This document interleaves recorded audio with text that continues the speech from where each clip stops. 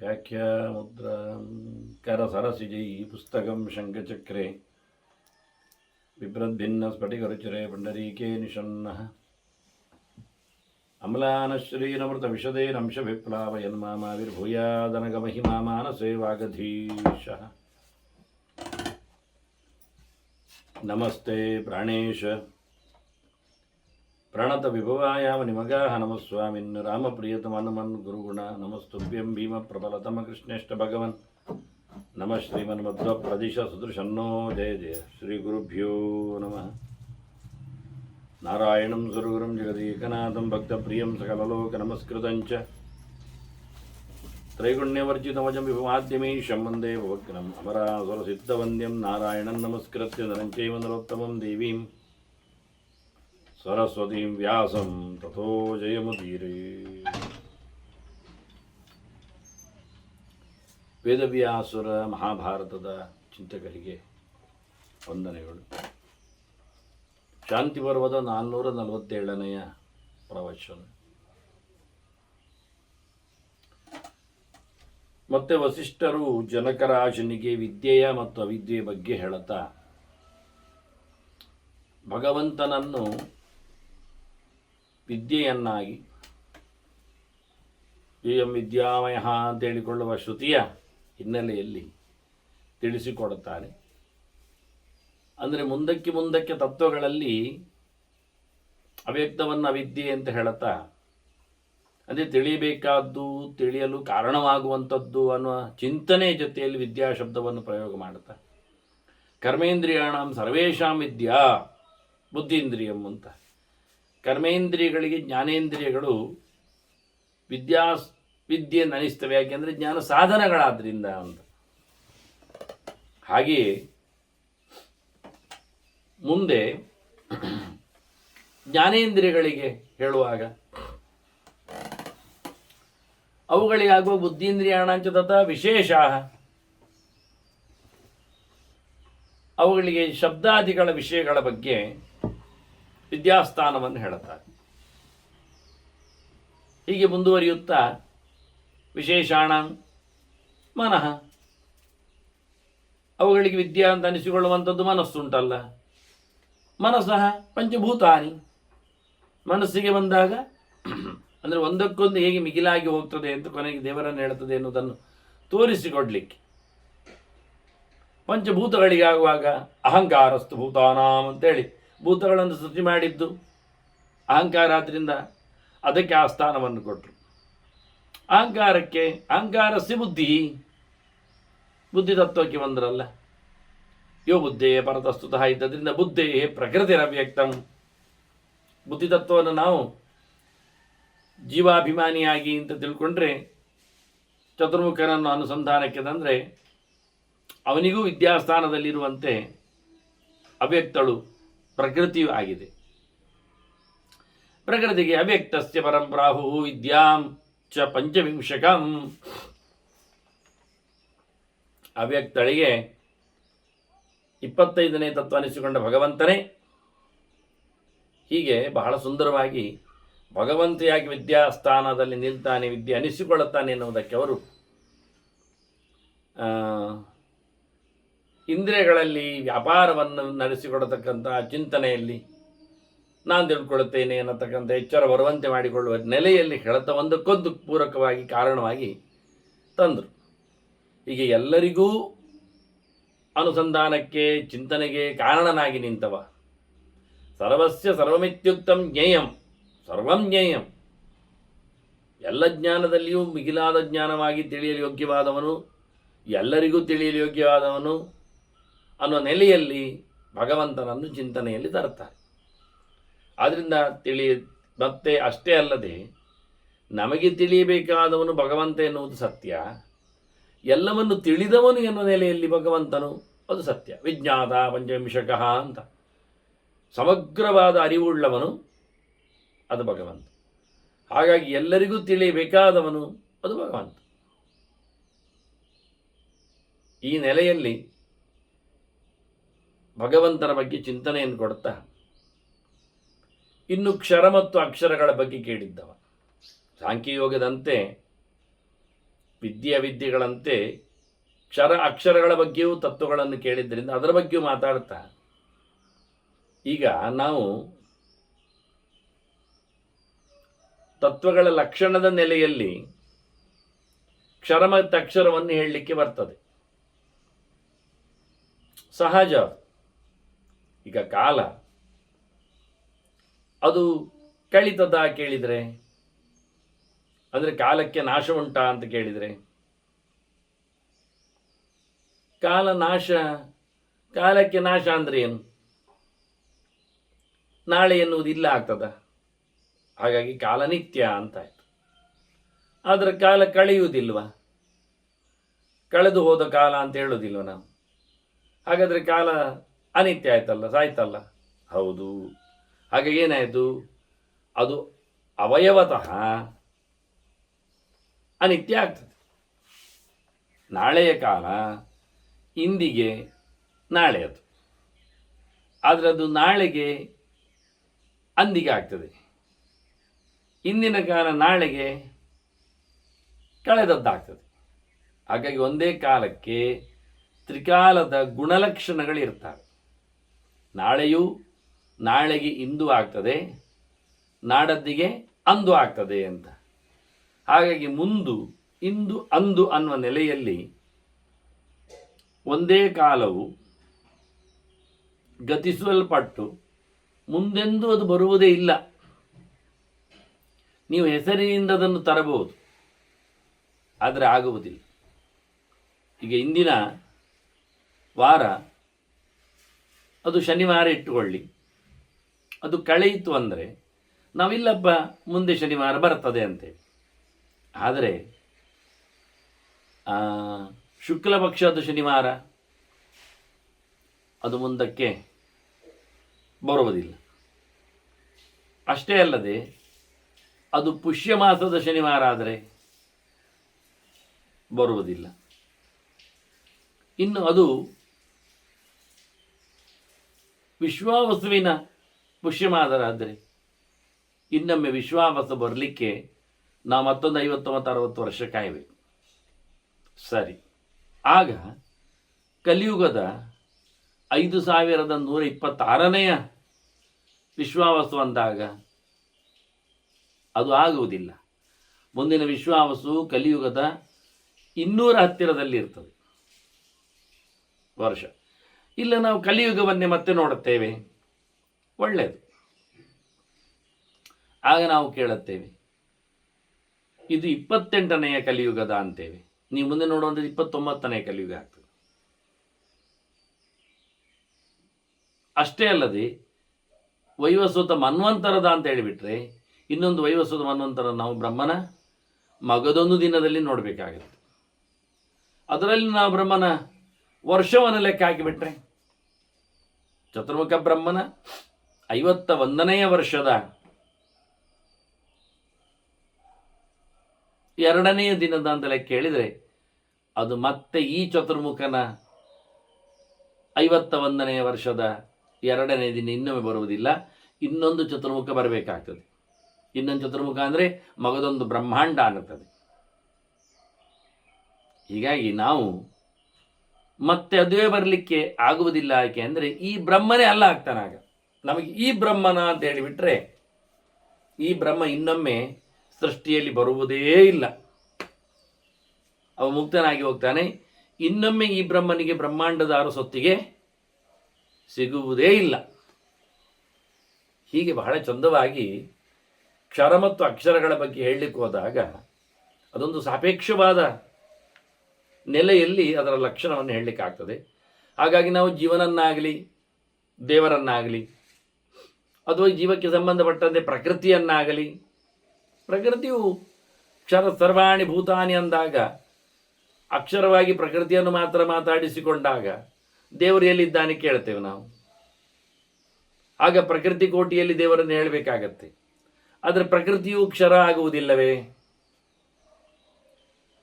ಸೃಷ್ಟಿ ಸಂಹಾರಗಳಲ್ಲಿ ನಿಲುಕುವುದಿಲ್ಲವೇ?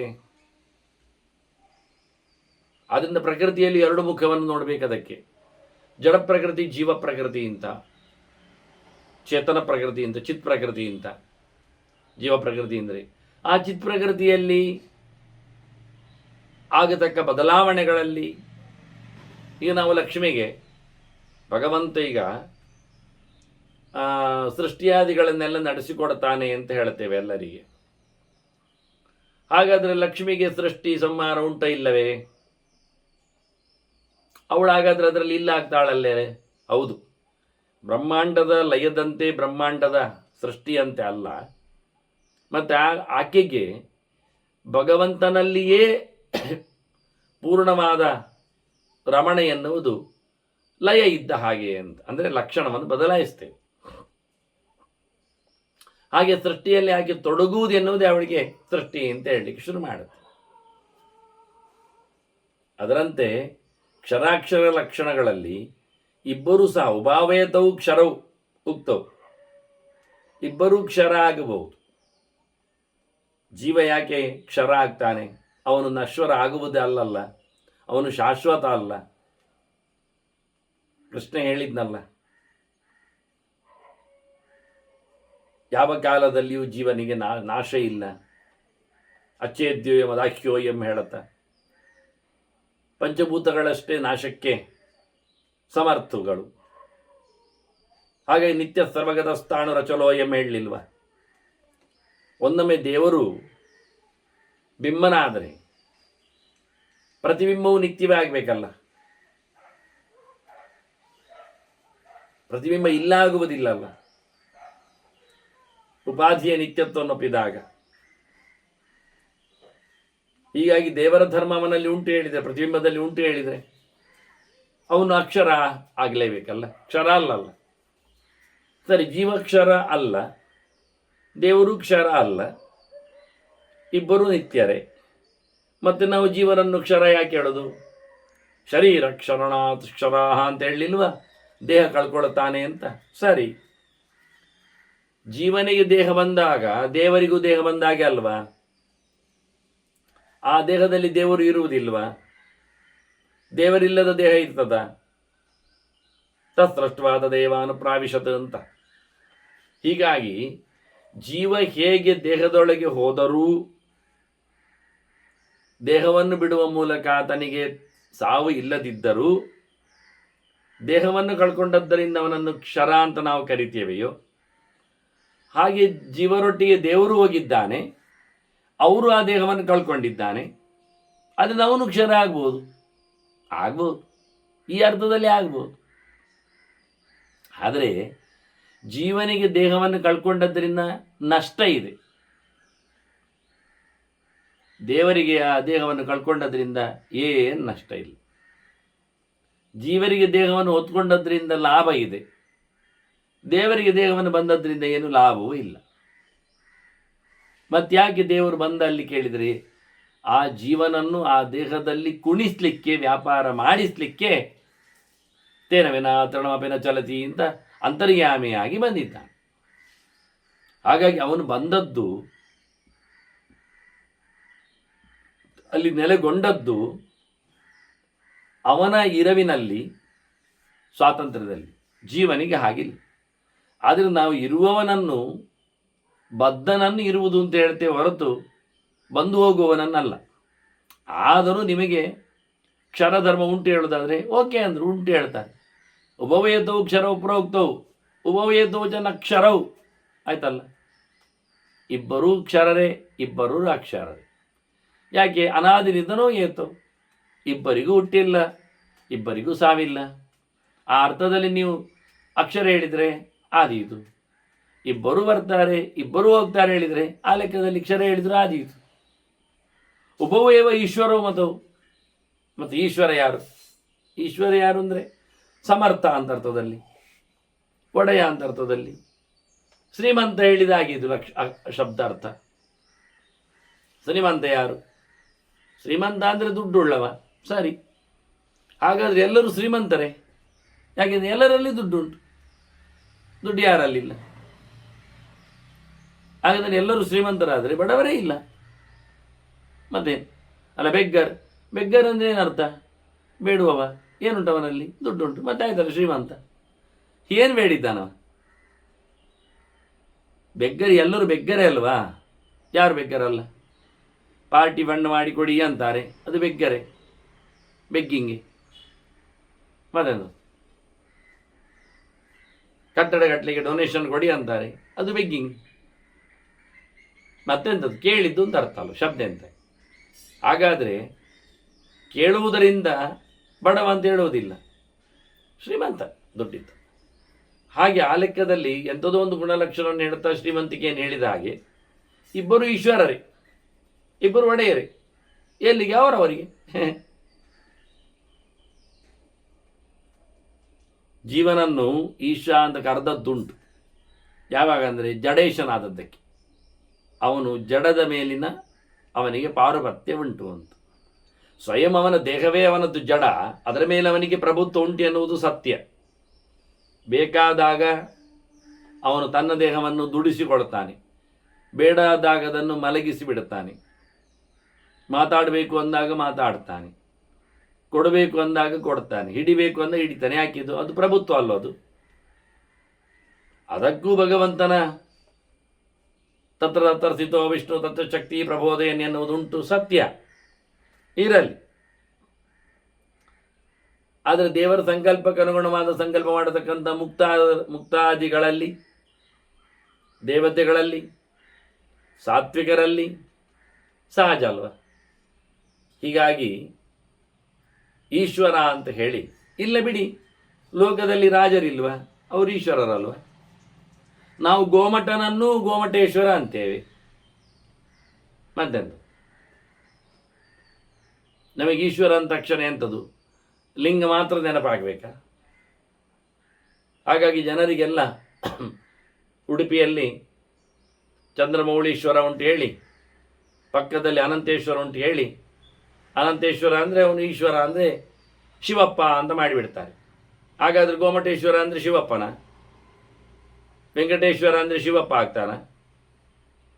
ಹೇಗಾಗ್ತಾನೆ? ಈಶ್ವರ ಅಂದರೆ ಒಡೆಯ ಅಂತ ಅರ್ಥದಲ್ಲಿ ಅಷ್ಟೆ.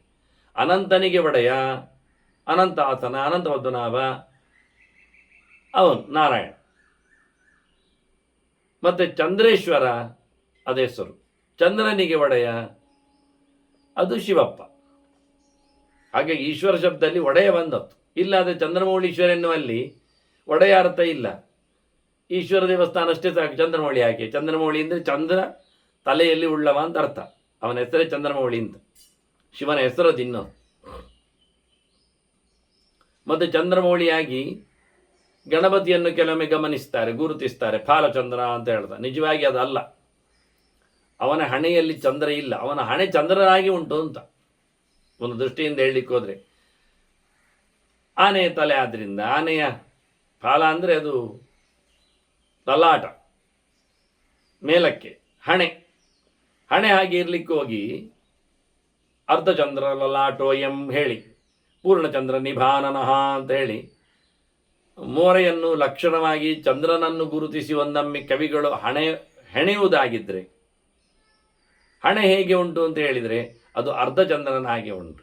ಮೋರೆ ಹೇಗೆ ಉಂಟು ಹೇಳಿದರೆ ಅದು ಪೂರ್ಣಚಂದ್ರನ ಹಾಗೆ ಉಂಟು. ಮತ್ತು ತುಟಿ ಹೇಗೆ ಉಂಟು ಹೇಳಿದರೆ ಅದು ಬಿದಿಗೆ ಚಂದ್ರನ ಹಾಗೆ ಉಂಟು, ಚೂರು ನಕ್ಕಾಗಿ. ಹೀಗೆಲ್ಲ ಚಂದ್ರನನ್ನೇ ಇಟ್ಟುಕೊಂಡು ಗುರುತಿಸುವುದಾದರೆ ತುಂಬ ಚಂದ್ರರು ಅರ್ಧೋನ್ಮೀಲಿತವಾದ ಅಥವಾ ಈಶದುನ್ಮೀಲಿತವಾದ ಅರೆ ಮುಚ್ಚಿದ ಕಣ್ಣು, ಅದು ಮತ್ತೊಂದು ಚಂದ್ರನಾಗಿ ಕಾಣ್ತದೆ. ಹಾಗೆ ನಕ್ಕು ಬಿಟ್ಟಂತೆ ಕೂಡ್ತಾಗ, ಹಾಗೆ ಕಿವಿ ಮತ್ತೆ ಅಗಾಲವಾದದ್ದು ಎರಡೊಟ್ಟಿ ನಿಂತಾಗ ಒಟ್ಟು ಸೇರಿಸಿ ಬಿಟ್ಟರೆ ಕಿವಿಗಳೆರಡು ಸೇರಿ ಪೂರ್ಣಚಂದ್ರನನ್ನು ಸೃಷ್ಟಿ ಮಾಡಬಲ್ಲವು. ತೆರೆದ ಬಾಯಿಯೊಂದೊಮ್ಮೆ ಇದ್ದರೆ, ಉರುಟುಂಡೆಯನ್ನು ತಿನ್ನಲಿಕ್ಕೆ ಹೊರಟ್ರೆ ಅದು ಪೂರ್ಣಚಂದ್ರನನ್ನು ಮತ್ತೆ ಆ ಬಾಯಿ ನೆನಪಿಸಬಹುದು. ಕೆಂಪು ಕಣ್ಣು ಮಾಡಿಕೊಂಡು ಬೋಳೆ ಕಣ್ಣಿನಿಂದ ದುರುಗುಟ್ಟಿ ವೈರಿಯನ್ನು ನೋಡುವುದೊಂದಿದ್ದರೆ ಅದು ಮತ್ತೆ ಉರ್ವೃತ್ತ, ಎರಡು ಉರುಟಾದ ಕಣ್ಣುಗಳು ಮತ್ತೆರಡು ಚಂದ್ರನನ್ನು ಹೇಳಬಹುದು. ಹೀಗೆ ಮೋರೆಯಲ್ಲಿ ಬಹಳಷ್ಟು ಚಂದ್ರನನ್ನು ಹೊತ್ಕೊಳ್ಳಿಕ್ಕೆ ಬರ್ತದೆ ಬಹಳ ಬಗೆಯಿಂದ ನೋಡಿಕೊಂಡಾಗ. ಹೀಗೆ ಈಶ್ವರ ಶಬ್ದವನ್ನು ಗಮನಿಸಿದಾಗ ಸಮರ್ಥ ಎನ್ನುವ ಅರ್ಥ ಮಾಡಿಕೊಂಡ್ರೆ ಇಬ್ಬರನ್ನು ಕರಿಬಹುದು. ಇವನ ಲೆಕ್ಕದಲ್ಲಿ ಸಮರ್ಥ ಅಷ್ಟೇ, ಟೆಂಪರರಿ ಸಮರ್ಥ, ಟೆಂಪರರಿ ಸಾಮರ್ಥ್ಯ, ಅದು ದೇವರವನಿಗೆ ಕೊಟ್ಟದ್ದು. ಕೈಕಾಲುಗಳನ್ನು ಕೊಟ್ಟು ಕೆಲಸ ಮಾಡಲಿಕ್ಕೆ ಅನುಕೂಲ ಆಗುವಂತೆ. ಮತ್ತೆ ಇಬ್ಬರು ಸಹ ತತ್ವ ಸಂಜ್ಞ ಉಭವಯತು, ಇಬ್ಬರನ್ನು ತತ್ವ ಅಂತ ಹೇಳ್ತೇವೆ ನಾವು, ಅಂದ ತಕ್ಷಣ ದೊಡ್ಡ ಸಂಗತಿಯ.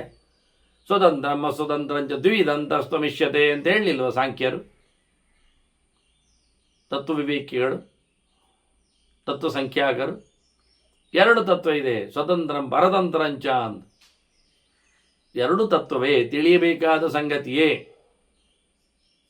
ವೇನ ತತಂ, ಜ್ಞಾನದಿಂದ ವ್ಯಾಪಿಸಲ್ಪಟ್ಟಿದೆ, ತಿಳಿಯಲು ಯೋಗ್ಯವಾಗಿದೆ. ಡಿಪೆಂಡೆಂಟ್ ರಿಯಾಲಿಟಿ, ಇಂಡಿಪೆಂಡೆಂಟ್ ರಿಯಾಲಿಟಿ ಅಂತ. ಅದು ಇಂಡಿಪೆಂಡೆಂಟ್ ತಿಳಿಯುವಾಗ ಅದರ ಡಿಪೆಂಡೆಂಟ್ ಯಾವುದೊಂದು ನೋಡಬೇಕಾಗ್ತದೆ. ಇವೆಲ್ಲವೂ ಡಿಪೆಂಡೆಂಟ್ ಆಗಿರುವಾಗ ಹಾಗಾದರೆ ಇಂಡಿಪೆಂಡೆಂಟ್ ಯಾವುದೊಂದು ನೋಡಬೇಕಾಗ್ತದೆ. ಇದು ಒಂದಕ್ಕೊಂದು ರಿಲೇಟೆಡ್ ರಿಯಾಲಿಟಿಗಳು. ಹಾಗೆ ಬಹಳ ಚಂದವಾಗಿ ತತ್ವ ಸಂಜ್ಞೆಯು ಉಭವು. ಏನಾಯ್ತು ಇದರಿಂದ? ಇಬ್ಬರು ಶ್ರೀಮಂತರು ಹೇಳಿದ ಹಾಗೆ, ಇಬ್ಬರು ಮಕ್ಕಳು ಅಂತ ಹೇಳಿದ ಹಾಗೆ. ತಂದೆಯನ್ನು ಮಗನನ್ನು ಇಬ್ಬರು ಮಕ್ಕಳು ಅಂತ ಹೇಳಿದರೆ ಅರ್ಥ ಆಗ್ತದ? ಅರ್ಥ ಆಗಿದೆ. ಯಾಕೆಂದರೆ ಮಗ ಹೇಗೂ ಮಕ್ಕಳೇ ಅಲ್ವಾ ತಂದೆಗೆ? ಹೌದು. ಮತ್ತು ಈ ತಂದೆ ಅವನು ಇರಬೇಕಾದ್ರೆ ಅವನಿಗೊಬ್ಬ ಅಪ್ಪ ಬೇಕೇ ಅಲ್ವಾ? ಹಾಗಾದರೆ ಅವನ ಅಪ್ಪನಿಗೆ ಮಗ ಆಗಿದ್ನಲ್ವ. ಅಂದರೆ ಇವರಿಬ್ಬರು ಮಕ್ಕಳೇ, ಎರಡು ತಂದೆಯರಿಗೆ, ಅವರಿಬ್ಬರು ತಂದೆಯರೇ, ಎರಡು ಮಕ್ಕಳಿಗೆ. ಹಾಗೆ ಹೇಳಿದಾಗ ವಿವಕ್ಷಾಭೇದ ಅಂತ ಹೆಸರಿದ್ದಕ್ಕೆ. ಬೇರೆ ಯೋಚನೆಯಿಂದ, ಬೇರೆ ಅರ್ಥದಿಂದ, ಬೇರೆ ಆ್ಯಂಗಲ್ನಿಂದ ಹೇಳಲ್ಪಟ್ಟಾಗ ಇವರಿಬ್ಬರನ್ನು ಹೀಗೆ ಕರೆದಿದ್ದಾರೆ. ಸರ್ಗಪ್ರಳಯ ಧರ್ಮಿತ್ವಾತ್ ಅವ್ಯಕ್ತಂ ಪ್ರಾಹುರಕ್ಷರಂ. ಈಗ ಪ್ರಕೃತಿ ಕ್ಷರವೋ ಅಕ್ಷರವೋ? ಪ್ರಕೃತಿ ನಾವು ಅಕ್ಷರ ಅಂದೆವು, ಮತ್ತು ಅವಳು ಕಳ್ಕೊಳ್ಳೋದಿಲ್ವಾ? ಕಳ್ಕೊಳ್ಳುವುದಿಲ್ಲ. ಸೃಷ್ಟಿಯಲ್ಲಿ ಸಂಹಾರದಲ್ಲಿ ಅಕ್ಷರಳು ಇದ್ದಾಳೆ ಇಲ್ಲವೋ? ಇದ್ದಾಳೆ. ಹಾಗಾದರೆ ಅಕ್ಷರ ಅಲ್ವ ಅವಳು? ಸೃಷ್ಟಿಯಲ್ಲಿ ಇದ್ದಾಳೆ ಅಂದರೆ ಅದಕ್ಕಿಂತ ಮೊದಲೇ ಇದ್ದಿರಬೇಕು ಅವಳು. ಸಂಹಾರದಲ್ಲಿ ಇದ್ದಾಳೆ ಅಂದರೆ ಅವಳು ಸಂಹಾರ ಆದ ನಂತರ ಇರಬೇಕು. ಹಾಗಾಗಿ ಸಂಹಾರದಲ್ಲಿ ಇರಲು ಇದು ಪ್ರಕೃತಿಯ ಧರ್ಮ, ಸೃಷ್ಟಿ ಸಂಹಾರ ಎನ್ನುವುದು. ಹಾಗಾಗಿ ಪ್ರಕೃತಿ ಅಕ್ಷರ ಆಗಿದ್ದಾಳೆ. ನೋಡಿ ಒಳ್ಳೆ ಹೇಳೋ ರೀತಿ, ತೋರಿಸುವ ಬಗೆ. ತದೇತದ್ ಗುಣಸರ್ಗಾಯ ವಿಕುರ್ವಾಣ ಪುನಃ ಪುನಃ. ಈಗ ಸೃಷ್ಟಿ ಮಾಡಲಿಕ್ಕೋಸ್ಕರ ಅವಳು ಗುಣಾದಾನ ಮಾಡಿಕೊಂಡು ಬರುವುದಿಲ್ವಾ? ಬರ್ತಾಳೆ. ಹಾಗಾದರೆ ಅವಳು ಒಂದೇ ಪ್ರಕಾರ ಇಲ್ಲ ಆಯ್ತಲ್ಲ? ಇಲ್ಲ. ಅದರಿಂದ ಅವಳು ಕ್ಷರ ಆಗ್ಬೋದಲ್ಲ? ಆಗ್ಬಹುದು.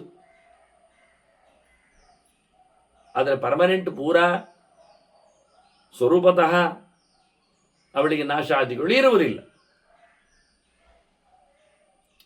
ಗುಣಾನಾಂ ಮಹದಾದೀನಾಂ ಉತ್ಪದ್ಯಂತೆ ಪರಂಪರಾ ಅಧಿಷ್ಠಾನಂ ಕ್ಷೇತ್ರಮಾಹು ಏತತ್ತತ್ ಪಂಚವಿಂಶ. ಇವೆಲ್ಲ ಮಹದಾದಿ ಪ್ರಕೃತಿಗಳೇನಿವೆ, 24 ತತ್ವಗಳು, ಇವುಗಳು ಮತ್ತೆ ಮತ್ತೆ ಹುಟ್ಟಿ ಬರ್ತಾ ಇರ್ತಾರಲ್ಲ, ಇವರೆಲ್ಲರೂ ಬರಲಿಕ್ಕೆ ಬೇಕಾಗಿರತಕ್ಕಂಥ ಕಾರಣನಾದವ ಅಧಿಷ್ಠಾತೃ ಎಂದು ಹೇಳಿದೆ. ಇದಕ್ಕೆ ಅಧಿಷ್ಠಾನ ಎಲ್ಲಿ ಇದ್ದಾರೆ ಇವರೆಲ್ಲ? ಈ ಎಲ್ಲ ತತ್ವಗಳು, ಅವ್ಯಕ್ತಾದಿಗಳು, ಲಕ್ಷ್ಮಿಯಿಂದ ಹಿಡಿದು ಎಲ್ಲಿ ನೆಲೆಗೊಂಡಿವೆ ಕೇಳಿದರೆ ಅದು ಪರಮಾತ್ಮನಲ್ಲಿ. ಇವೆಲ್ಲದಕ್ಕೂ ಕ್ಷೇತ್ರ, ಸ್ಥಾನ. ನೋಡಿ, ಈಗ ದೇವರನ್ನು ನಾವು ಕ್ಷೇತ್ರ ಹೇಳಿಬಿಟ್ಟೆವು, ಹೌದು. ಅದು ಅವರಿಗೆ ಅದು ಇರಲು ಬೇಕಾದ ಸ್ಥಾನ. ಈಗ ಜೀವನಿಗೆ ಇರಲು ಬೇಕಾದ ಸ್ಥಾನ ದೇಹ. ಅದನ್ನು ನಾವು ದೇಹವನ್ನು ಕ್ಷೇತ್ರ ಅಂದೆವು.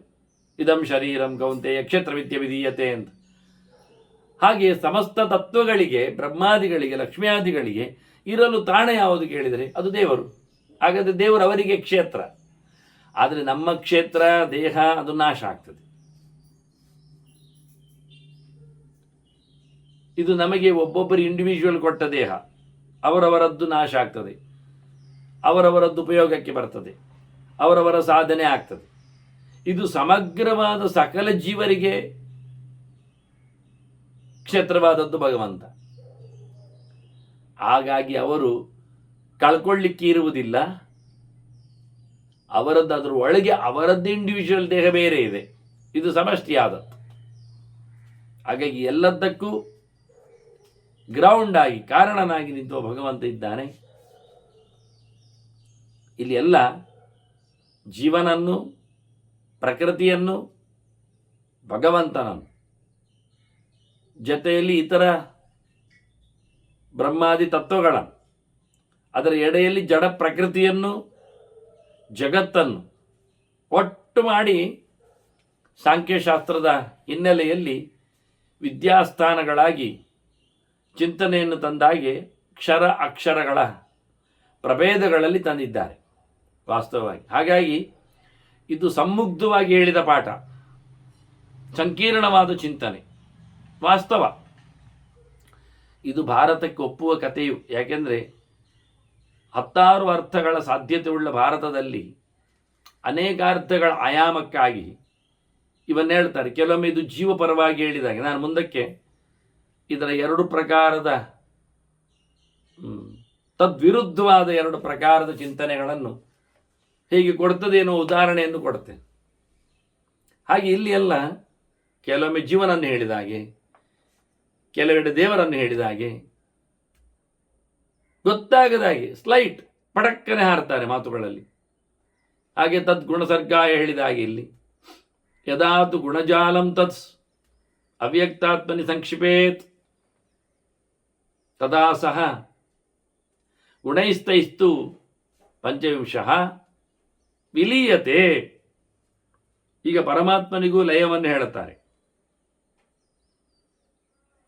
ಈಗ ಜೀವ ನಶ್ವರ ಅಂತ ಹೇಳಿದರು, ಕ್ಷರ ಅಂತ ಹೇಳ್ತಾರೆ. ಯಾಕೆ ಹೇಳಿದರೆ ಶರೀರ ಕ್ಷರಣಾದ್ರಿಂದ ಅವನ ದೇಹ ಹೋಗ್ತದೆ. ಆದ್ರಿಂದ ದೇಹ ಹೋಗುವುದರಿಂದ ಜೀವ ಏನು ಹೋಗುವುದಿಲ್ಲ. ಆದರೆ ಜೀವ ಆ ದೇಹದಲ್ಲಿ ಅಭಿವ್ಯಕ್ತನಾಗಿದ್ದವ ಕಾಣುವುದಿಲ್ಲ ಈಗ ನಮಗೆ. ಅದನ್ನ ಜೀವ ಹೋದ ಅಂತ ನಾವು ಹೇಳಿಬಿಡ್ತೇವೆ. ಸರಿ, ಜೀವ ಹೋದಾಗ ಜೀವನೊಟ್ಟಿಗಿದ್ದ ದೇವರು ಹೋಗ್ಲಿಲ್ವ? ಹೋದ. ಹಾಗಾದ್ರೆ ದೇವರು ಹೋದ ಹೇಳಿಬಿಡಿ, ಹೇಳುತ್ತೇವೆ ನಾವು. ಸತ್ತು ಹೋದ ಹೇಳ್ತೇವೆ, ಜೀವ ಹೋಯಿತು ಹೇಳ್ತೇವೆ, ಪ್ರಾಣ ಹೋಯಿತು ಹೇಳ್ತೇವೆ. ಸತ್ತು ಅಂದರೆ ದೇವರೇ.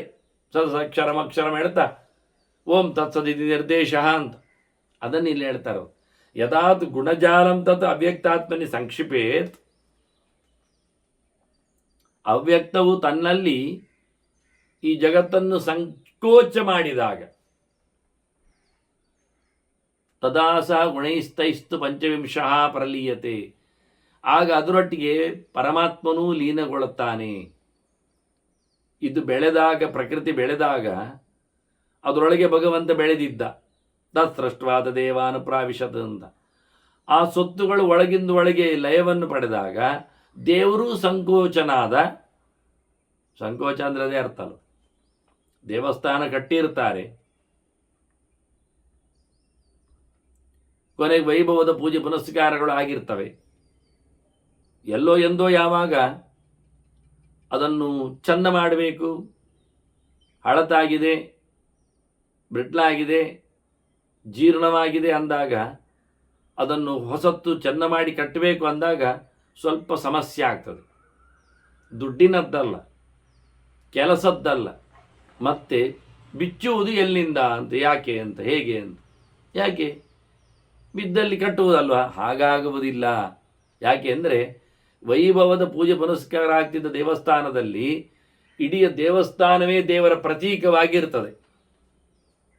ಶಿಖರದಿಂದ ಹಿಡಿದು ಪಾದಪೀಠದವರೆಗೆ, ಗೋಪುರದಿಂದ ಹಿಡಿದು ಗರ್ಭಗುಡಿಯವರೆಗೆ ಭಗವಂತನ ಪರಿಪೂರ್ಣವಾದ ವಿಗ್ರಹ ಸ್ಥಾನ ಅದು.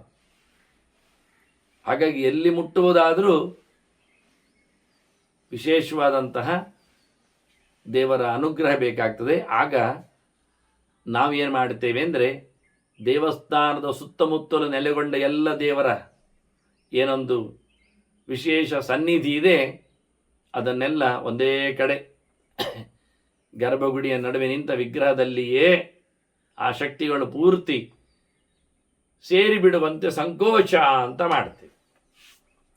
ಹೀಗೆ ದೇವರು ವಿಗ್ರಹದಲ್ಲಿ ಮಾತ್ರ ಇದ್ದಾನೆ ಅಂತ ಸಂಕೋಚ ಮಾಡಿದ ಬಳಿಕ ಯಾವುದನ್ನು ಎಲ್ಲಿ ಬೇಕಾದರೂ ಮತ್ತೆ ಬಿಚ್ಚಬಹುದು, ಹೇಗೆ ಬೇಕು ಹಾಗೆ ಅದನ್ನು ದುಡಿಸಿಕೊಳ್ಳಬಹುದು.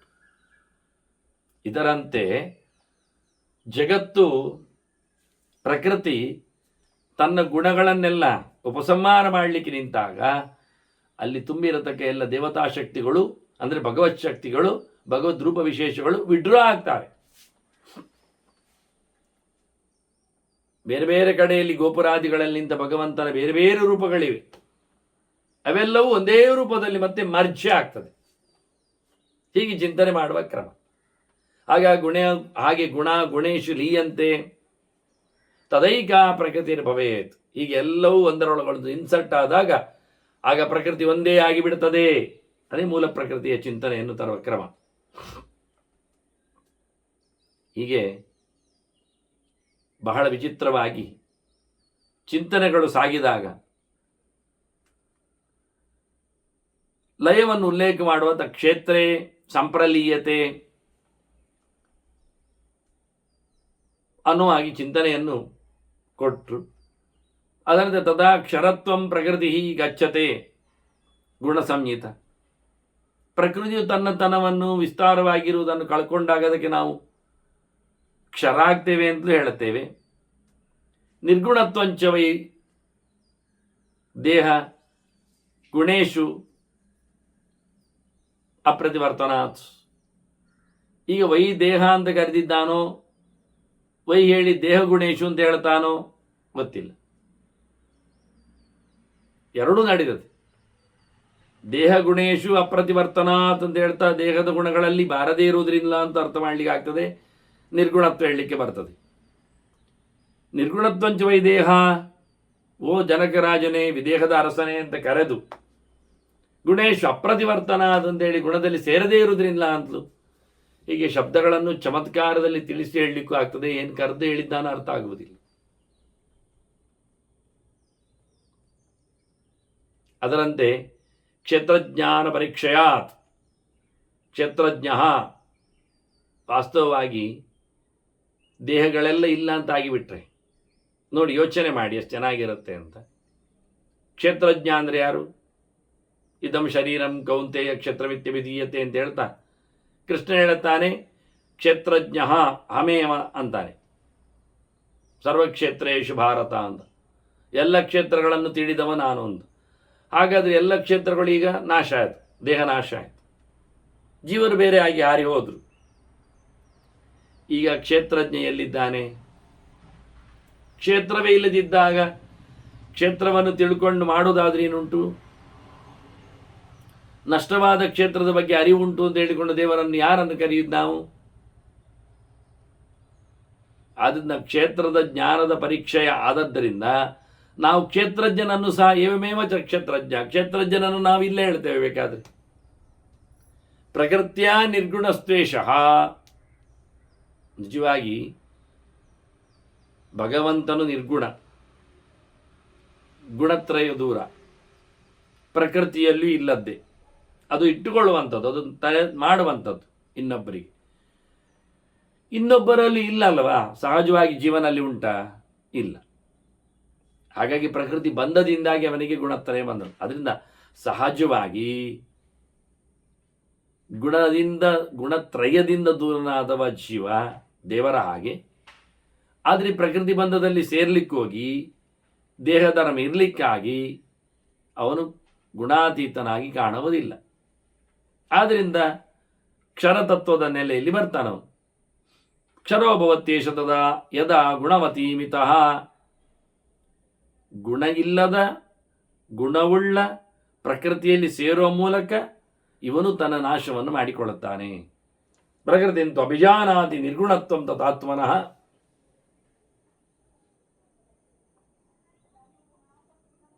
ಪ್ರಕೃತಿಯಾಗಿ ತಾನು ಸಹ ನಿರ್ಗುಣ ಇದ್ದೇನೆ ಅಂತ ತಿಳ್ಕೊಳ್ತಾನೆ.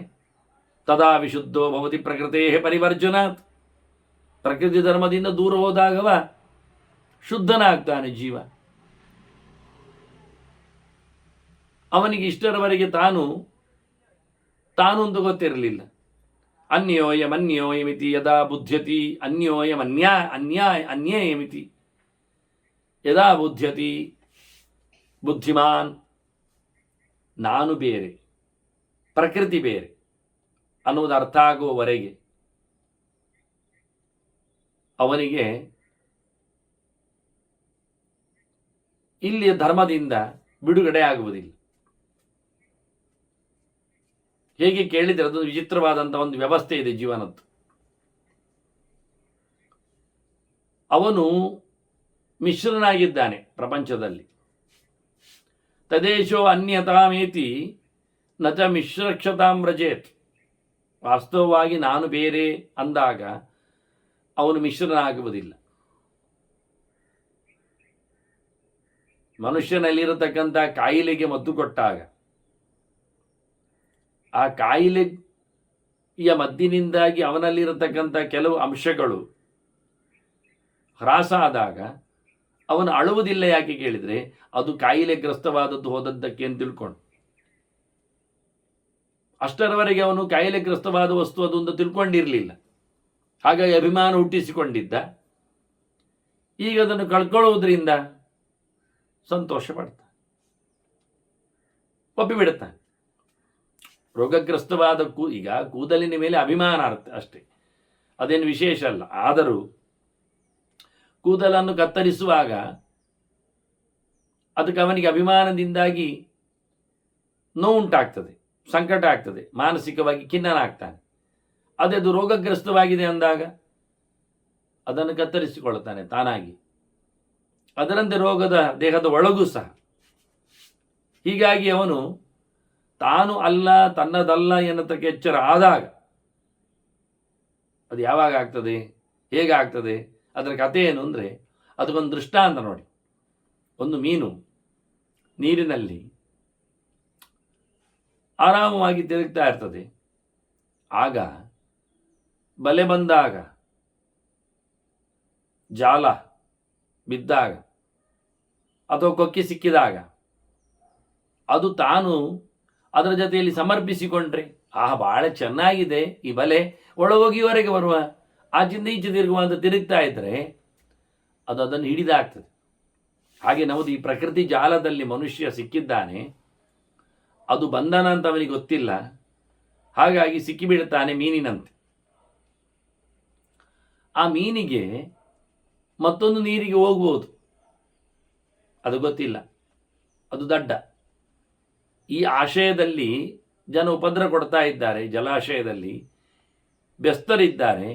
ನಾನು ಇನ್ನೊಂದು ಜಲಾಶಯಕ್ಕೆ ಈ ತೂಮಿನಲ್ಲಿ ನೀರಿನ ಪ್ರವಾಹದಲ್ಲಿ ಹೋಗಬೇಕು, ಇಲ್ಲ, ಅದಕ್ಕೆ ಇಲ್ಲಿಂದ ಆಚೆ ಹೋಗಲಿಕ್ಕೆ ಬರ್ತದೆ ಅಂತ ಗೊತ್ತಿಲ್ಲ. ಹೋದರೆ ಇದಕ್ಕಿಂತ ದೊಡ್ಡ ಜಲಾಶಯದೊಂದು ಗೊತ್ತಿಲ್ಲ. ಅಷ್ಟೇ ಅಲ್ಲದೆ ಅಲ್ಲಿ ಬಲೆ ಇಲ್ಲ ಅಂತ ಗೊತ್ತಿರುವುದಿಲ್ಲ. ನೋಡಿ ಸಿಗಿಬೀಳೋ ಲಕ್ಷಣಗಳು. ಅಜ್ಞಾನಮಯ. ಎಲ್ಲಿವರೆಗೆ ಮೀನಿಗೆ ಅಜ್ಞಾನ ಇರುತ್ತೆ ಅಂದರೆ ಕೆಲವೊಮ್ಮೆ ನಾನು ಬೇರೆ ನೀರು ಬೇರೆ ಅಂತ ಗೊತ್ತಿಲ್ಲ ಅದಕ್ಕೆ. ನೀರು ನಾನು ಎಲ್ಲ ಒಂದೇ ತಿಳ್ಕೊಳ್ತದೆ ಅದು. ಅದರ ಜ್ಞಾನ ಏನು, ಪರಿಜ್ಞಾನ ಏನುಂಟು? ನೀರು ಎನ್ನುವ ಹೆಸರು ಕೊಟ್ಟವರು ನಾವು, ಅದಕ್ಕೆಲ್ಲೇನು ಗೊತ್ತಾಗಿರ್ತದೆ? ನಮ್ಮದೇ ಹೆಸರು, ಇದು ಮೀನು, ಇದು ನೀರು ಎಲ್ಲ. ಹಾಗಾಗಿ ಪ್ರಕೃತ್ಯಾಚೈವ ರಾಜೇಂದ್ರ ಮಿಶ್ರೋ ಅನನ್ಯಶ್ಚ ದೃಶ್ಯತೆ. ಪ್ರಕೃತಿಯಲ್ಲಿ ಸೇರಿ ಒಂದಾಗಿರ್ತಾನೆ. ಯದಾತು ಗುಣಜಾಲಂತದ ಪ್ರಾಕೃತಂ ವಿಜುಗುಪ್ಸತೆ. ಯಾವಾಗ ಇದು ಸಮ ಇಲ್ಲ ಅಂತ ಅವನಿಗೆ ಅಂದಾಜು ಆಗ್ತದೆ, ಬಿಡಲಿಕ್ಕೆ ನೋಡ್ತಾನೆ, ಆಗ ಅವನು ಪಶ್ಯತೆ ಚಾಪರಂ, ತನಗಿಂತ ಬೇರೆಯಾದ ಭಗವಂತನ ಬಗ್ಗೆ ಎಚ್ಚರ ಮಾಡ್ತಾನೆ. ಪಶ್ಯಂ ತದಾ ಪಶ್ಯನ್ ನ ಸಂಸೃಜೇತ್. ಮತ್ತೆ ಇದರೊಟ್ಟಿಗೆ ಅವನು ಬರಲಿಕ್ಕೆ ಒಪ್ಪುವುದಿಲ್ಲ. ಕಿಮಹಂ ಕೃತವಾನ್ ಏವಂ ಯೋಹಂ ಕಾಲಮಿಮಂ ಜನಂ. ನಾನು ಎಷ್ಟು ಸಮಯ ಇಲ್ಲೇ ಕೂತುಬಿಟ್ಟೆ. ಯಾಕಾಗಿ ಕೂತುಬಿಟ್ಟೆ? ಇದು ಎಂಥದ್ದಿದು? ಇದು ಏನಿದು? ಇದು ಜನ, ಇದರ ಜೊತೆಯಲ್ಲಿ ಈ ಮೀನು ಹಾಗೆ ಗೊತ್ತೇ ಇಲ್ಲ ಅದಕ್ಕೆ. ಹಾಗೆ ನಾನು ಕೂತ್ಬಿಟ್ಟಿದ್ದೇನೆ. ಅಹಮೇವ ಹಿ ಸಮೂಹಾತ್ ಅನ್ಯಮ್ಮನ್ಯೇ ಜನಾಜನಂ. ನಾನು ಇವೆಲ್ಲ ನಮ್ಮವರಿದ್ದಾರಲ್ಲ, ಇವೆಲ್ಲ ಭಾರಿ ಒಳ್ಳೆಯವರು ತಿಳ್ಕೊಂಡೆ. ಇವರೆಲ್ಲ ಸ್ವತಂತ್ರ ಅಂತ ತಿಳ್ಕೊಂಡೆ, ಇದೆಲ್ಲ ಸರ್ವಸ್ವ ಅಂತ ತಿಳ್ಕೊಂಡೆ. ಜನ ಅಲ್ಲದು ದುಡ್ಡನ್ನು ನಾನು ಜನ ಅಂತ ತಿಳ್ಕೊಂಡೆ, ನಾನು ದುಡ್ಡನ್ನು ಜನ ತಿಳ್ಕೊಂಡೆ, ಜನರನ್ನು ದುಡ್ಡು ತಿಳ್ಕೊಂಡೆ. ಗೊತ್ತಿಲ್ಲ. ಓಡುವಾಗ ಬೆಂಕಿ ಬಿದ್ದಿದೆ ಅಂತೇಳಿ ಸುದ್ದಿ ಕೇಳಿ ಓಡುವಾಗ ತಾವೊಂದಿಷ್ಟು ದುಡ್ಡು ಗಂಟು ಚೀಲವನ್ನು ಹೊತ್ಕೊಂಡು ಓಡ್ತಾರೆ. ಬೆನ್ನೆಯಿಂದ ಅವರನ್ನು ಒಪ್ಪಿಕೊಂಡು ಬಂದವರು ಮನೆ ಮಕ್ಕಳು ಓಡ್ತಾರೆ. ಆದರೆ ಅವರು ಹೋಗಿ ಹೋಗಿ ಓಡಿಕೊಂಡು ಹೋಗಿ ತಾಗಿದ್ದೆಲ್ಲಿ ಕೇಳಿದರೆ ಬೆಂಕಿಯ ಜಾಲರಿಗೆ ತಾಗಿತ್ತು. ಅವರಿಗೆ ದಾರಿ ಗೊತ್ತಾ? ಯಾವ ದಾರಿಯಲ್ಲಿ ಬೆಂಕಿ ಇಲ್ಲ, ಯಾವ ದಾರಿಯಲ್ಲಿ ಬೆಂಕಿ ಜಳ ಕಮ್ಮಿ ಅಂತ ಗೊತ್ತಾ? ಇಲ್ಲ. ಹೋಗಿ ಹೋಗಿ ಬೆಂಕಿಗೆ ಬಿದ್ದ ಹಾಗೆ ಆತಗೇನು ಗೊತ್ತು ಬೆಂಕಿ ತನ್ನನ್ನು ಸುಡ್ತದೆ ಅಂತ? ಚೆಲುವಿದೆ. ತಣ್ಣನೆ ಹೊತ್ತಿನಲ್ಲಿ ಮೈಗೆ ಬಿಸಿಯಾಗಿದೆ, ತಿಳ್ಕೊಳ್ಳುತ್ತದೆ. ತನ್ನ ರೆಕ್ಕೆಗೆ ಹೊತ್ತಿದ ಬೆಂಕಿಯಲ್ಲಿ ಮೈಯನ್ನು ಕಾಯಿಸಿಕೊಳ್ತಾ ಉಂಟದು. ಬೆಚ್ಚನೆ ಆಗ್ತಾ ಇದೆ. ಏನು ಬೆಚ್ಚನೆ ಆಗ್ತಾ ಇದೆ? ಹಾರಿ ಬಂದ ಬಿಸಿಲ ಬೇಗೆಯಲ್ಲಿ ಎದುರಿಸಿಕೊಂಡ ಕಪ್ಪೆ ಹೋಗಿ ಕೂತದ್ದು ನೆರಳಡಿ ಹೇಗೆ ಇರ್ತದೆ ಕೇಳಿದರೆ ಚೆನ್ನಾಗಿದೆ. ಗಮ್ಮತ್ತು ಕಣ್ಣು ಮುಚ್ಚಿಕೊಂಡು ಒಳ್ಳೆ ನೆರಳು. ನೆರಳೇನು ವಿಚಿತ್ರ, ಅದು ದೊಡ್ಡ ಹಾವು ಹೆಡೆ ಬಿಚ್ಚಿ ಕೂತತ್ತು.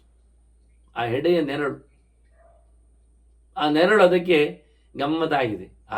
ಬಿಸಿಲಿಲ್ಲ ಅಂತ. ಕರ್ಮ, ಹಾವಿನ ಬಾಯಿಗೆ ಅದು ತುತ್ತಾಗಿದೆ. ಈಗ ಬಂದು ಬಿದ್ದತ್ತು. ನೆರಳಿನ ಆಸೆಯಲ್ಲಿ ಸಾವನ್ನು ಅಪ್ಪಿಕೊಂಡಿದ್ದೆ. ಹಾಗೆ ನಾನು ಎಂಥದೋ ತಿಳ್ಕೊಂಡು ಏನೋ ಆಗಿಬಿಟ್ಟಿದ್ದೆ. ಮಮಾಸ್ತು ದಿಕ್ ಅಬುದ್ಧಸ್ಯ, ನನ್ನ ತಿಳಿಗೇಡಿತನಕ್ಕೆ ಧಿಕ್ಕಾರ. ಯೋಹಂ ಅಜ್ಞ ಇಮಂ ಪುನಃ ಅನುವರ್ತಿತವಾನ್ ಮೋಹಾತ್. ನಾನು ಇದನ್ನು ಮತ್ತೆ ಮತ್ತೆ ಒಪ್ಪಿಕೊಂಡು ಹೋದ್ನಲ್ಲ. ಅನ್ಯಮನ್ನಂ ಜನಂ. ಒಂದು ದೇಹ ಹೋಯ್ತು, ಇನ್ನೊಂದು ದೇಹವನ್ನು. ಮತ್ತೊಂದು ಜನ ಬಂದರು, ಮತ್ತೊಂದು ರೀತಿ ಆಯ್ತು. ಮತ್ತೊಂದು ದೇಶ ಆಯ್ತು, ಇನ್ನೊಂದು ಕಥೆ ಆಯ್ತು. ಇನ್ನೊಂದು ವೃತ್ತಿ ಆಯ್ತು, ಇನ್ನೊಂದು ಕಥೆ ಆಯ್ತು. ಮುಗಿಲಿಲ್ಲ. ಅಹಮತ್ರ ಭವೇದ್ ಬಂಧು. ನೋಡಿ, ಈ ಗೆರೆಗಳೆಲ್ಲ ನನಗೆ ಮಿಸ್ಟಿಕ್ ಲ್ಯಾಂಗ್ವೇಜ್ ಇದ್ದ ಹಾಗೆ. ನಾನು ಆಗ ಹೇಳಿದ್ನಲ್ಲ, ಉದಾಹರಣೆ ಹೇಳ್ತೇನೆ ನೋಡಿ. ಇವ ಹೇಳೋದೇನು ಗೊತ್ತಾ? ಈಗ ನನಗೆ ಟೋಟಲಿ ಮಿಸ್ ಆಗಿದೆ, ಕನ್ಫ್ಯೂಸ್ ಆಗಿದೆ, ತಪ್ಪಾಗಿದೆ. ಈಗ ನಾನು ಸರಿಯಾಗಿದ್ದೇನೆ. ಈಗ ನನಗೆ ಗೊತ್ತಾಗಿದೆ ಏನು ಅಂತ. ಅಯಮತ್ರ ಭವೇದ್ ಬಂಧು, ಇವನು ನನಗೆ ದೇವರು, ಬಂಧು ಆಗಿದ್ದಾನೆ. ಅನೇನ ಸಹ ಮೇ ಕ್ಷಮಂ, ಇವನೊಟ್ಟಿಗೆ ನನಗಿನ್ನು ಆರಾಮವಾಗಿರಲಿಕ್ಕೆ ಬರ್ತದೆ. ಸಾಮ್ಯಂ ಏಕಕೃತಂ ಯಾಸ್ಯೆ, ನಾನು ಇವನ ಹಾಗೆ ಹೊರಗಿನ ಯಾವುದೇ ಪ್ರಾಕೃತವಾದ ಪ್ರಪಂಚಕ್ಕೆ ಸಂಬಂಧ ಇಲ್ಲದವನಾಗಿ ಬಿಡುತ್ತೇನೆ. ಯಾದೃಶಸ್ತಾದೃಶಸ್ತ್ವ, ಅವನು ಹೇಗೋ ನಾನು ಹಾಗೆ, ಬಿಂಬ ಪ್ರತಿಬಿಂಬ. ತುಲ್ಯತಾಮಿಹ ಪಶ್ಯಾಮಿ, ನಾನು ಅವನಾಗಿ ನಾಲ್ಕು ಕೈಯವನು, ಸಾರೂಪ್ಯದ ಮೋಕ್ಷದ ಕಥೆ ನಾನು ಕಾಣುತ್ತೇನೆ. ಸದೃಶೋಹಂ ಅನೇನವೇ, ಇವನಂತೆ ನಾನಿದ್ದೇನೆ. ಇನ್ಯಾವುದೇ ರೀತಿಯಾದ ನನಗೆ ಪ್ರಾಕೃತ ಸಂಬಂಧ ಇಲ್ಲ, ಆನಂದಮಯನಾಗಿ ಜ್ಞಾನರೂಪನಾಗಿ ಇರುತ್ತೇನೆ. ಅಯಂ ಹಿ ವಿಮಲಃ ವ್ಯಕ್ತಂ ಅಹಂ ಈದೃಶಕಸ್ತದ, ಇವನು ಶುದ್ಧ, ನಾನು ಶುದ್ಧ, ಇನ್ನು ನನಗೆ ಇನ್ನೇನು ಆಗುವುದಿಲ್ಲ. ಯೋಹಂ ಅಜ್ಞಾನ ಸಮೋಹಾತ್, ಅಜ್ಞೆಯ ಸಂಪ್ರವರ್ತವ, ನಾನು ತಪ್ಪು ತಿಳಿದು ತಪ್ಪು ಮಾಡಿದೆ, ಇನ್ನು ಮಾಡಲಿಕ್ಕಿಲ್ಲ ಅಂತ. ಇದು ಒಂದು ಅರ್ಥ ಹೇಳಿದೆ ನಾನೀಗ. ಇದಕ್ಕೆ ಇನ್ನೊಮ್ಮೆ ಯೋಚನೆ ಮಾಡಿ ನೋಡ್ತೇನೆ, ನೋಡಿ ಹೇಗಿರ್ತದೆ ಇದೇ ಗೆರೆಗಳು. ನಾನು ನನ್ನ ಬುದ್ಧಿಗೆ ಧಿಕ್ಕಾರ ಇರಲಿ ಅಂತ ಅಲ್ಲಿಂದ ಶುರು. ನಾನು ತಪ್ಪನ್ನೇ ಮತ್ತೆ ಒಪ್ಪಿಕೊಂಡು ಹೋದೆ. ಒಂದು ದೇಹದಿಂದ ಇನ್ನೊಂದು ದೇಹಕ್ಕೆ ಹೊರಡ್ತಾ ಬಂದೆ. ಇದು ನನ್ನ ಹಿಂದಿನ ಹೇಳಿದ ಎರಡು ಗೆರೆಗಳು, ಅದರ ಕಂಟಿನ್ಯೂಷನ್ ಇದೇ ಗೆರೆಗಳೇ. ಅಯಮತ್ರ ಭವೇದ್ ಬಂದು, ಇವನು ನನ್ನ ಗೆಳೆಯ ಅಂತ ಅವನನ್ನು ನಾನು ಸಾಕಿಕೊಂಡೆ. ಇದು ಮೋಹದ ಕತೆ. ಆಗ ಎಚ್ಚರದ ಕಥೆಯಲ್ಲಿ ಅಯಮೇ ಮಾತ್ರ ಬಂದು ಹೇಳುವಲ್ಲಿ ಇವನು ನನಗೆ ದೇವರು, ನನ್ನ ಕಾಪಾಡುವವನು ಅಂತ ಅರ್ಥ ಮಾಡಿದ್ದೆ. ಈಗ ಇದಕ್ಕೆ ಅವನದು ಉಲ್ಟ. ಎಚ್ಚರಾದಾಗ ಈ ಗೆರೆಗಳಿಗೆ ಅರ್ಥವೇ ಬೇರೆ, ಅವನು ಎಚ್ಚರಿಲ್ಲದಾಗ ಹೇಳಿದ ಗೆರೆಗಳ ಅರ್ಥವೇ. ಇದೇ ಗೆರೆ ಹೇಳ್ತಾ ಇದ್ದಾನೆ. ಅಯಮೇವ, ಇವನೇ ನನ್ನ ಬಂಧು ಅಂತ ಎದುಕೊಂಡೆ. ಸುಳ್ಳೆ, ಕೈ ಕೊಟ್ಟ, ಕೆಲಸ ಮಾಡಲಿಲ್ಲವ. ಅನೇನ ಸಾಮೇ ಕ್ಷಮಂ, ಇವನೊಟ್ಟಿಗೆ ನನಗಿದ್ರೆ ಭಾರಿ ಗಮ್ಮತ್ತು ತಿಳ್ಕೊಂಡ್ರೆ ಅವನೇ ಹೊಂಡಕ್ಕಾಗಿದ್ದನ್ನು. ಸಾಮ್ಯಂ ಏಕಕೃತಾಮನ್ ಯಾಸ್ಯೆ, ನಾನು ಇವನೊಟ್ಟಿಗೆ ಒಳ್ಳೆಯವನಾಗಿ, ವೃತ್ತಿಪರನಾಗಿ, ದೊಡ್ಡವನಾಗಿ ಮೆರಿತೇನೆ ತಿಳ್ಕೊಂಡೆ. ಇಲ್ಲ, ಆಗಲಿಲ್ಲ. ನಾನು ತಿಳ್ಕೊಂಡೇ ಬಂತು ಎಲ್ಲರಾಗೆ. ಎಲ್ಲರೂ ಪ್ರಧಾನಿ ಆಗ್ತಾರ ದೇಶದಲ್ಲಿ? ಆಗದುಂಟು, ಆಗದಂತೆ ಪ್ರಧಾನಿ ಆಗ್ತದ? ದೇಶಕ್ಕೆ ಒಬ್ಬನೇ ಅಲ್ವ ಪ್ರಧಾನಿ, ಹೇಳುವುದೆಂದು. ಯಾದೃಶಸ್ತಾದೃಶ ಸ್ವಹಂ, ಅವನಿಗೂ ನಾನು ಹಾಗೆ ಅಂತ ತಿಳ್ಕೊಂಡೆ. ಇಲ್ಲ, ಯೋಗಿಯಾಗಿ ಒಬ್ಬ ಭೋಗಿ ತಿಳ್ಕೊಂಡ್ರೆ ಆಗ್ತದ? ತುಲ್ಯತಾಮಿ ಅವಶ್ಯಾಮಿ, ನಾನು ಎಲ್ಲ ಒಂದೇ ನಮನಿಂದ ನೋಡ್ತಾ ಇದ್ದೇನೆ. ಎಲ್ಲಿ ಒಂದೇ ನಮನೆ ಉಂಟು? ಲೋಕದಲ್ಲಿ ಒಂದು ಎಲೆ ಒಂದರ ಒಲೆ ಆಗಿಲ್ಲಲ್ಲ. ಸದೃಶೋಹಂ ಅನೇನವೈ, ನಾನು ಇವನಿಗೆ ಸಮ ಅಂತ ತಿಳ್ಕೊಂಡೆ. ಇಲ್ಲ. ಅಯಮಿ ವಿಮಲೋ ವ್ಯಕ್ತಂ ಅಹಂ ಈದೃಶಕಸ್ತತ, ಇವನು ಶುದ್ಧ, ನಾನು ಹಾಗೆ ಅಂತ ಮಾಡಿದೆ. ಎಲ್ಲ ಯೋಹಂ ಅಜ್ಞಾನ ಸಮೂಹಾತ್ ಅಜ್ಞೆಯ ಸಂಪ್ರವರ್ತನ, ಎಲ್ಲ ನನ್ನದು ಸುಳ್ಳೆ ಕಂತೆ. ಇದು ಯಾವುದು ಸಮ ಇಲ್ಲ ನೋಡಿ. ಇದೇ ಗೆರೆಗಳಿಗೆ ಇನ್ನೊಂದು ಅರ್ಥ ಬಂತ. ಹೀಗೆ ಈ ಗೆರೆಗಳೆಲ್ಲ ಬೇರೆ ಬೇರೆ ಅರ್ಥದಲ್ಲಿ ನಮ್ಮನ್ನು ಮಾತಾಡಿಸುವುದರಿಂದ ಬಹಳ ಸಂಕೀರ್ಣವಾಗಿದೆ. ವಾಸ್ತವವಾಗಿ ಅರ್ಥ ಆಗ್ತಾ ಇಲ್ಲ ಅಂದವ. ನಾನು ಇದರೊಟ್ಟಿಗೆ ಸೇರಿಕೊಂಡೆ. ನಾನು ಸೇರಿಕೊಳ್ಳುವವಲ್ಲ. ಸಮಾಗಮ ಅಸಂಗ, ನಾನು ಇದರೊಟ್ಟಿಗೆ ಇರುವುದೆಂತ ನಂದು ಕರ್ಮ. ನಾನು ಅಸಂಗನಿದ್ದೇನೆ, ಹಂಚಿಕೊಳ್ಳದವನಿದ್ದೇನೆ. ಸ್ಥಿತಃ ಕಾಲಮಿಮಂ ತ್ವಹಂ, ಇಷ್ಟು ಸಮಯ ನಾನು ಇದರೊಟ್ಟಿಗೆ ಸೇರಿಕೊಂಡದ್ದೇ, ಪ್ರಕೃತಿಯೊಟ್ಟಿಗೆ ಇದ್ದದ್ದೇ ನನ್ನದು ಸುಳ್ಳು, ತಪ್ಪು. ಅನಯಾಹಂ ವಶೀಭೂತಃ ಕಾಲಮೇಕನ್ನ ಬುದ್ಧವ, ಈ ಪ್ರಕೃತಿ ನನ್ನನ್ನು ಕಟ್ಟಿಯಾಗಿ ವಶ ಮಾಡಿದೆ, ನನಗೆ ಎಚ್ಚರ ಆಗಲಿಲ್ಲ, ಗೊತ್ತಾಗಲಿಲ್ಲ. ಇದ ಸಮ ಇಲ್ಲದ್ದು ಮಾರೇ. ಉಚ್ಚ ಮಧ್ಯಮ ನೀಚಾನಾಂ ತಾಮಹಂ ಕಥಮಾವಸೆ ಸಮಾನಯಾನಯ, ಯಾರಿಗೂ ಒಂದೇ ನಮೂನೆ ಎದುರದ್ದು ಅಂಟುವಿಕೆ. ಉತ್ತಮನಾಗಲಿ ಕೆಟ್ಟವನಾಗಲಿ ನಡುವಿನವನಾಗಲಿ ಎಲ್ಲರ ಜೊತೆಯಲ್ಲಿ ಒಂದೇ ಪ್ರಕಾರ ಅರಳಿ ನಿರತಕ್ಕಂಥ ಈ ಪ್ರಕೃತಿಯ ಜೊತೆಯಲ್ಲಿ ನಾನು ಇನ್ನು ಇರುವುದು ಹೇಗೆ? ನನಗೆ ಎಚ್ಚರ ಆಗಿದೆ, ಇನ್ನು ನಾನು ಸೇರುವುದಿಲ್ಲ, ಬಿಟ್ಟು ಬಿಡುತ್ತೇನೆ. ಗಚ್ಚಾಮಿ, ಇಷ್ಟರವರೆಗೆ ಅಬುದ್ಧ ಭಾವತ್ವಾತ್ ಯಶೇದಾನಿ, ಇವಳೊಟ್ಟಿಗೆ ನಾನು ಇವತ್ತಿನವರೆಗೆ ಗೊತ್ತಿಲ್ಲದೆ ಸೇರಿಕೊಂಡೆ. ಸ್ಥಿತೋ ಭವೇ, ಇನ್ನು ನಾನು ಇರುವುದೇಗೆ? ವಂಚಿತೋಸ್ಮಿ ಅನಯ, ಇವಳು ನನಗೆ ಮೋಸ ಮಾಡಿ. ಯದ್ದಿ ನಿರ್ವಿಕಾರ ವಿಕಾರಯ, ನಾನು ನಿರ್ವಿಕಾರನಿದ್ದೇನೆ, ವಿಕಾರ ಪಡೆದಿದ್ದೇನೆ, ಆಸೆಗಳ ಕಂತೆಯಲ್ಲಿ ಬಿದ್ದಿದ್ದೇನೆ. ಇಲ್ಲ, ಅವಳು ಮೋಸ ಮಾಡಿದ್ದಾಳೆ. ಮತ್ತೆ ನಚೇಯಂ ಅಪರಾಧೋಸ್ಯ, ಇವಳದ್ದೆಂತ ತಪ್ಪುಂಟು? ಅಪರಾಧೋ ಹ್ಯಯಂ ಮಮ, ನಂದೇ ಮಾರಾಯರ ತಪ್ಪು. ಅದು ಲಾಯ್ಕುಂಟು ಅಂತ ನಾನು ಒಪ್ಪಿಕೊಂಡು ಬಂದದ್ದುಂಟಲ್ಲ, ಅದೇ ನನ್ನ ತಪ್ಪು. ನಿಜವಾಗಿ ಅವಳದ್ದೇನು ತಪ್ಪು ಹೇಳು? ಹಾಗಾಗಿ ನಾನಿಲ್ಲಿ ಆಸಕ್ತನಾಗಿ ಇವಳಲ್ಲಿ ಇದ್ದೆ ಅಲ್ಲ, ಇದೇ ನನ್ನ ಸೋಲಿನ ಗಲಾಟೆ. ಯೋಮತ್ರಾಭವಂ ಸಕ್ತಃ, ಮನುಷ್ಯ ಅಟ್ಯಾಚ್ಮೆಂಟಲ್ಲಿ ಬೀಳ್ತಾನಲ್ಲ, ಆವತ್ತು ಅಂಟಿಕೊಳ್ಳುವುದು ಜಾಸ್ತಿ ಆಗ್ತದೆ. ಯಾಕೆ? ನಾನು ಪರಾಮುಖ ಉಪಸ್ಥಿತ, ನಾನು ದೇವರಿಗೆ ಬೆನ್ನು ಹಾಕಿದೆ, ಹಾಗಾಗಿ ನಾನು ಸೋತೆ. ಎಚ್ಚರಾಗುವ ಬಗೆಗಳೇ ಭಯಂಕರ. ಇದನ್ನು ತಿರುಗಿಸಿ ಹೇಳಿ, ದೇವರಿಗೆ ಮೋರೆ ಹಾಕಿದೆ, ಇವಳಲ್ಲಿ ಆಸಕ್ತನಾದೆ. ಇದನ್ನು ತಪ್ಪಿಸಿಬಿಟ್ರೆ ದೇವರಿಗೆ ನಾನು ಮೋರೆ ಹಾಕ್ತೇನೆ, ಇವಳಲ್ಲಿ ಆಸಕ್ತಿಯನ್ನು ಕಪ್ಪಲಿಸ್ತೇನೆ. ಹೀಗೆ ಎಚ್ಚರ ಆಗುವ ಕಥೆಯನ್ನು ಹೇಳುತ್ತಾ ಇನ್ನೂ ಅನೇಕ ಮುಖಗಳಲ್ಲಿ ಚಿಂತನೆಗಳನ್ನು ಕೊಡ್ತಾರೆ. ಅದನ್ನು ಮುಂದೆ ಕೇಳುವ ವಂದನೆಗಳೊಂದಿಗೆ ಶ್ರೀಕೃಷ್ಣ ನಾರಾಯಣ ನಾರಾಯಣ ನಾರಾಯಣ.